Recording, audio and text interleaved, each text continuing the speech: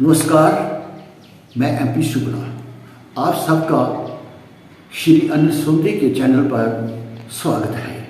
आज हम जो बात कर रहे हैं वो इकोनॉमिक डिवाइड ऑफ इंडिया कि कितने लोगों के पास कितना पैसा है and that is of rich India, अमीर भारत की।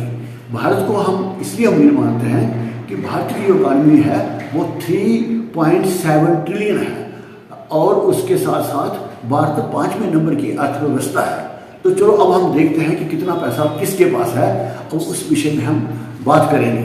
अब हमारे सामने बोर्ड है तो हम यहाँ देख रहे हैं कि 1% लोगों के पास 58% पैसा है और उसके बाद नीचे वाले लोग हैं 9% लोगों के पास 12% पैसा है और उसके 40% लोगों के पास 27% पैसा है और नीचे वाले जो 50% है वो 3% का है।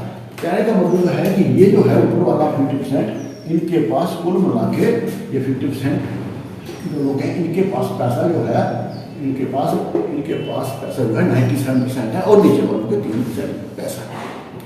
तो अब हम बात करेंगे कि अभी अभी जो हमारे इलेक्शन हुए उसमें सभी लोगों ने हम इसमें इस उत्सव में हिस्सा लिया और खुशी की बात है कि हमारे देश में हर 5 साल के बाद इलेक्शन होते हैं और जब भी कभी ट्रांजिशन ऑफ पावर होती है तो बड़े पीसफुल तरीके से हो जाते हैं, लोग अपना अपना वोट देते हैं। लेकिन अब हमें ये देखना है कि ये 3% लोग हैं, ये 3% जो जिनके पास पैसा हो, ये 50% लोग हैं। ये तो माना जा सकता है कि सब पढ़े लिखे लोग होंगे, जानकारी रखते होंगे, अपने मन से वोट देते होंगे। लेकिन ये 50% लोग हैं, अब ये जो वोट देते हैं क्या ये वोट अपनी सूझबूझ से देते हैं?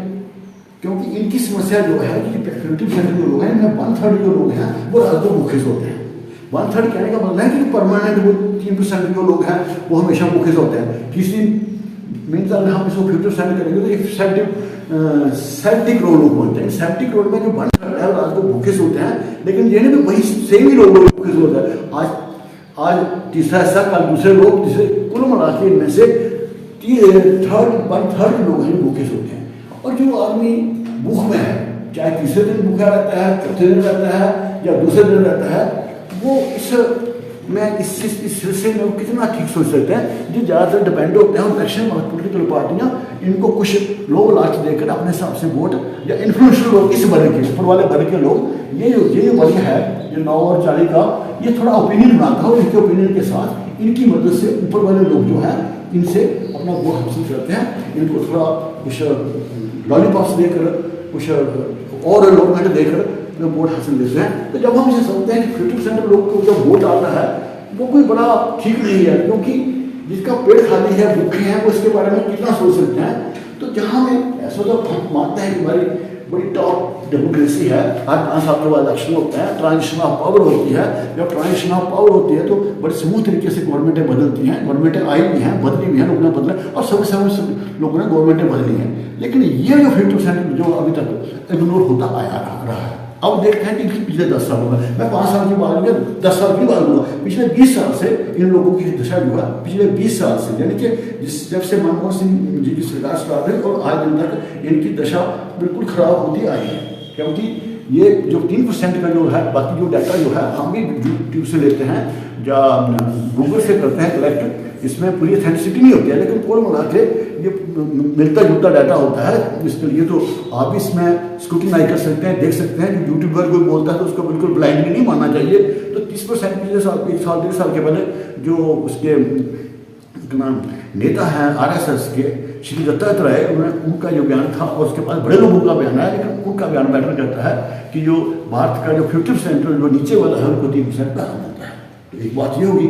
दूसरी बात ये होगी, हमने गूगल में ये देखा कि 7% जो कहा था जब मनमोहन सिंह के जमाने में लगभग जो इन लोगों के पास जो 58% तो लगभग इनके पास 50% पैसा, तो 50% पैसा पर अपना इनका था।